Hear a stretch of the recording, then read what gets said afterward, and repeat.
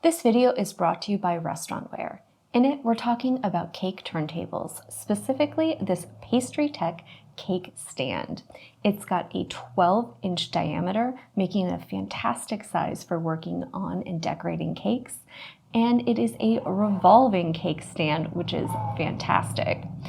It also features a non-slip base. It's got some nice little rubber feet underneath there to help keep it in place while you're working, which is a great feature.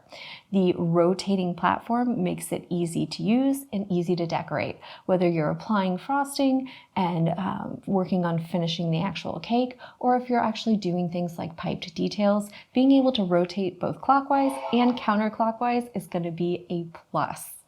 It also features markings for diameters, so it's going to make it easy for you to center your projects while you're working and allow you to do things like evenly divide portions, apply decorations, and really help get that frosting smooth on the sides when you can really center it well. So it starts at 5 inches and goes all the way out to 11. So it's going to allow you to use it easily for a variety of different sizes of cakes, and those markings are also in inches on one side and in centimeters on the other, which is nice.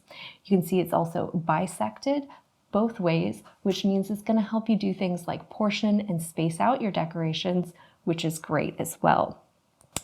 On the side, you can see it's a little switch there, and that's actually to allow you to lock it in place. So when you're working and sometimes you're doing things like piping, maybe writing on top of a cake, it's nice to be able to securely lock that into place and keep your cake from moving or turning while you're doing subtle decorations and piping.